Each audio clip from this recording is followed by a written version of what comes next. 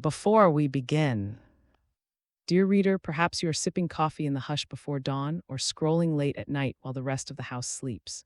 Wherever you stand, imagine for a moment that the very words you are about to read have become contraband. Reading itself could carry a sentence. That is Gilead, a place where ink is dangerous, paper is rationed, and a woman's voice is considered a weapon best locked away. Liberty, once surrendered, is rarely returned without cost, that even in the face of iron, small acts of tenderness can sing like bells. Carry away whatever truths ring clear and hold them as lightly or fiercely as you choose. When the crimson procession passes, when beauty is weaponized, aesthetics become camouflage for oppression. Gilead streets vibrate with forced quiet. At mid-morning, the sun sharpens angles on the brick facades, and crimson gowns drift past like controlled flames, handmaids in pairs, eyes lowered, wimpled faces identical in outward obedience. Yet if you watch closely, you'll see each woman's gait whispering its own subtext. One steps with studied resignation, another with a subtle, impatient flick, almost a dare. The architecture conspires with authority. Ivy-darkened walls funnel sound upward so that a whispered prayer seems to echo louder than laughter ever could. Spiked metal fences guard hydrangea bushes pruned into flawless hemispheres. Order is aesthetic here, beauty drafted into the service of power. The commander's house, politeness as cage. Inside Commander Waterford's residence, time moves in muffled increments. Thick rugs hush footsteps, antique clocks emit a dignified tick, civilization's heartbeat dressed for dinner. Yet the handmaid Offred feels every second like a grain of salt on her tongue. She moves in prescribed orbits, kitchen to stairs, stairs to bedroom, bedroom to ceremony.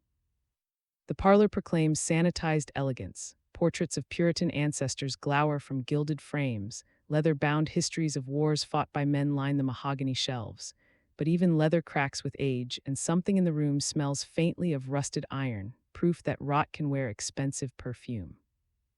In the stolen evenings, when the commander invites Offred to play Scrabble, the board becomes a battlefield disguised as a parlor game.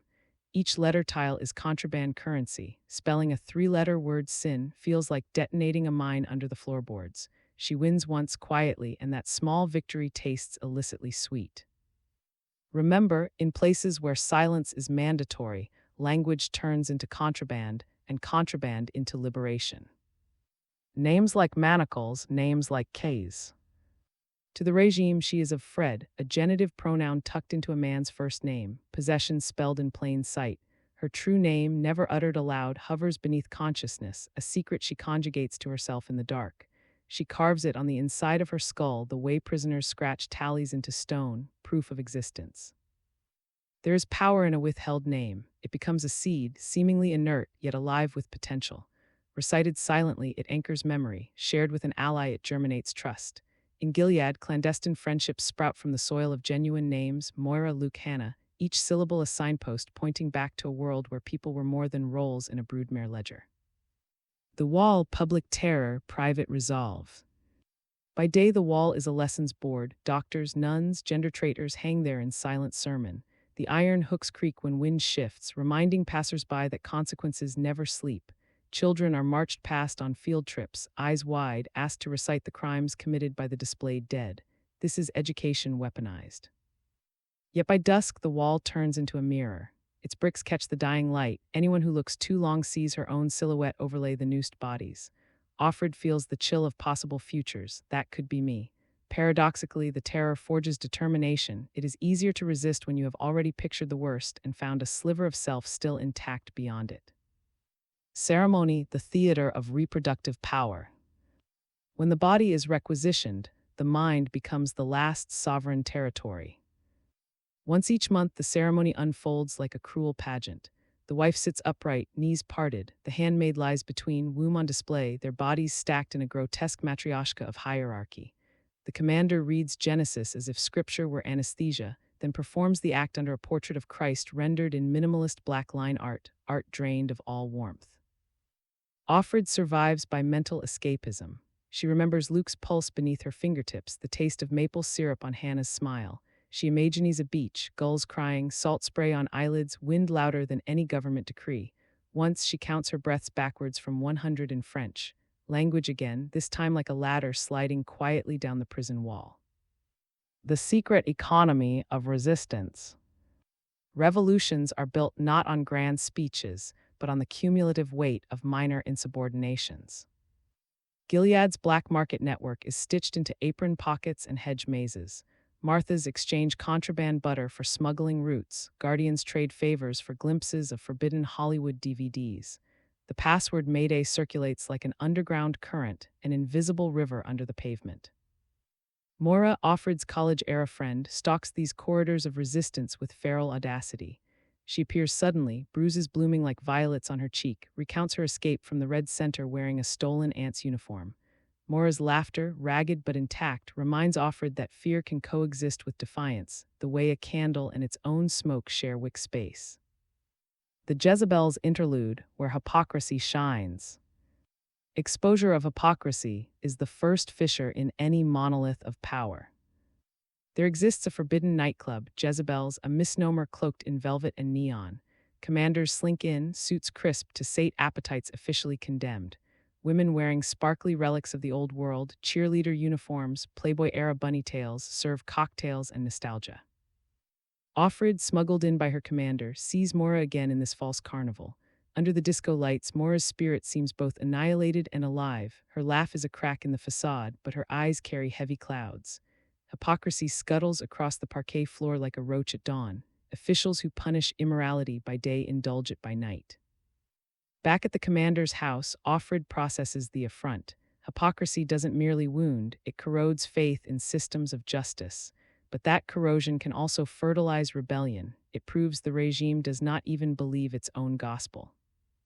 Nick's whisper and the mathematics of risk. Nick, the chauffeur, balances danger on a knife-edge smile. He passes Offred a glance that cracks open a door she thought permanently locked, desire. Serena Joy, the commander's wife, orchestrates their first union to expedite pregnancy, but what begins in coercion mutates into clandestine tenderness. In a world where skin is either commodity or taboo, their stolen intimacy feels almost revolutionary. Offred calculates probabilities. If this love is genuine, could it be her passport to a future beyond regime walls? If it is a trap, the price is bodily obliteration. But risk, once accepted, becomes an instrument. She chooses to wield it. Memory as counter-script. The past is a compass. Regimes try to smash it so you lose direction. Memories of the time before ricochet through Offred's days like reflections in a shattered mirror. She recalls grocery stores where women read labels aloud, weddings officiated by ministers unrestricted by policy, friendships built on inside jokes rather than assigned salutations. Every memory is a page torn from a banned volume. She keeps them folded, hidden, reorganizing them nightly into an inner scrapbook Gilead can't confiscate. This ongoing curation reminds her who she was, mother, lover, student, and therefore who she might be again. The van in the driveway, ending as opening. An uncertain horizon is already more free than a guaranteed cage. One midnight, headlights slice across the commander's driveway. Men in eyes uniforms knock, crisp in black. Serena's furious whisper buoys Offred's pulse into a storm. Nick leans close. It's Mayday, trust me. Each word is a cliff, belief means stepping off. She enters the van unsure whether she rides towards salvation or execution. History, after all, can turn rescue vehicles into hearse caravans, yet she moves forward because stasis itself is death wearing a polite mask. The doors slam, darkness fills the compartment, the van rolls into night. The future, for once, is undefined. Therein lies its raw, electric promise. Closing reflection. We step back from Gilead carrying twin burdens, the chill of its plausibility and the warmth of its survivors' resilience. Ask yourself tonight, what small freedoms do I postpone defending because they seem safe, permanent, guaranteed? The women of Gilead remind us that normal can molt into nightmare almost imperceptibly, each new restriction cloaked in safety, tradition, or godliness. Speak your name aloud, write an uncensored diary entry, teach a child a band poem. These acts may feel trivial, but so did every brick laid in the first wall pulled down by revolution. If you ever sense the world shading toward gray uniforms and speech rationing, remember Offred's final leap into the dark van, uncertainty chosen over guaranteed subjugation. That single, defiant choice echoes like a bell into our own fragile liberties. May this tale steel your vigilance and nurture your tenderness, for the task of safeguarding freedom demands both. Tend your personal ember of autonomy. Pass it glowing to the next hand ready to carry light into shadow. One day, perhaps sooner than we dare guess, that collective glow may describe the outline of a dawn no regime can prevent. Takeaway. Gilead enforces obedience through controlled language, stolen names, and weaponized fertility. Micro-resistance, a glance, a word, a memory, builds an underground network stronger than visible chains. Hypocrisy is the regime's hidden fracture. Exposing it widens the crack. Risk plus hope equals revolt. Embrace calculated danger when silence endangers the soul. Memory is both compass and fuel. Guard it if you wish to return home.